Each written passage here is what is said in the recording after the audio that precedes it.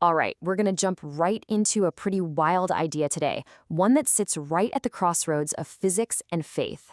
You've probably heard the phrase, God is light, right? But what if that's not just poetry? What if it's a literal, scientific statement about the fabric of our universe? Let's get into it. Our whole journey today starts with this one incredibly simple line from the Bible.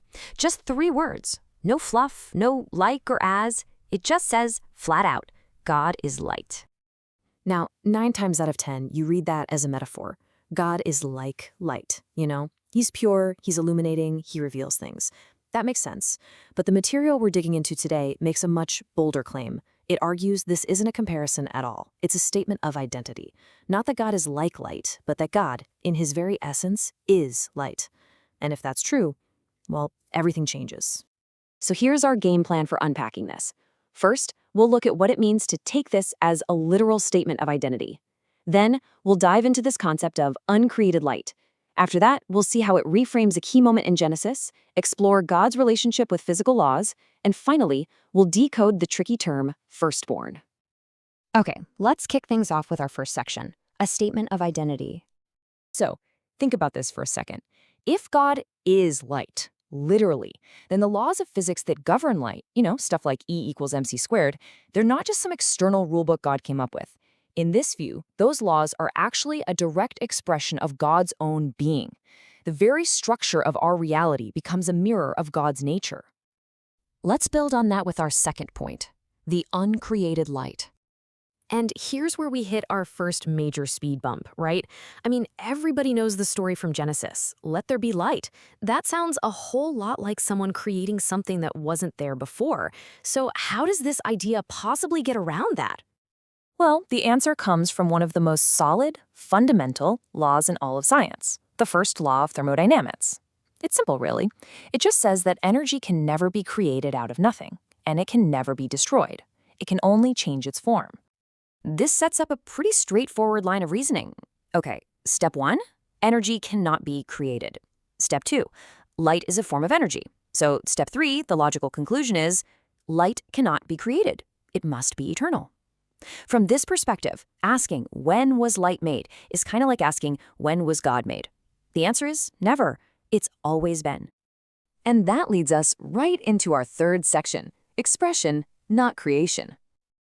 So, we come back to this huge famous phrase, if light isn't being created in this moment, then what on earth is actually happening? We've got 2 ways to look at it. The traditional interpretation is what's called creation ex nihilo, making something out of absolute nothingness.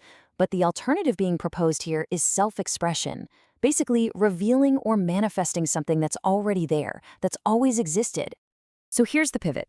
Let there be light isn't about God working on an assembly line, cranking out photons. It's interpreted as the moment the eternal, uncreated God chooses to express himself, to manifest his own being into the visible universe. It's not an act of manufacturing, it's an act of revelation. Okay, on to our fourth point, which gets pretty philosophical, God and his own laws. So this brings up a really deep question. Are the laws of physics some kind of cosmic chains that even God has to follow? Or are they something else entirely? Are they more like God's fingerprints, the natural, consistent expression of his own unchanging character? If you followed this line of thought, it means that for God to break a physical law, he'd essentially have to contradict himself. So the unbelievable consistency we see in the universe, the reason gravity works the same way every single day, that's not a limit on God's power. It's a testament to his reliable, unchanging nature.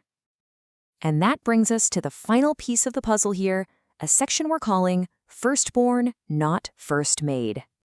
You run into this term firstborn a lot, especially when talking about Christ.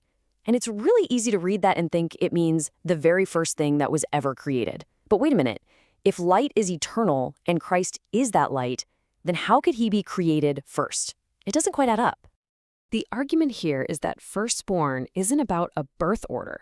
It's a title of supreme importance, of rank. It means first in priority, the primary expression, the ultimate revelation of the eternal God into our world. So just like let there be light was the first manifestation, Christ is seen as that firstborn expression. So let's just lay it all out and tie this together. The argument hangs on these amazing parallels. Theology says God is constant and unchanging. Physics tells us the speed of light is a universal constant. Theology says God is eternal and outside of time. Relativity shows us that from a photon's perspective, time literally stops. Theology says God is omnipresent. Light fills every corner of the universe. The point is that maybe, just maybe, these aren't coincidences.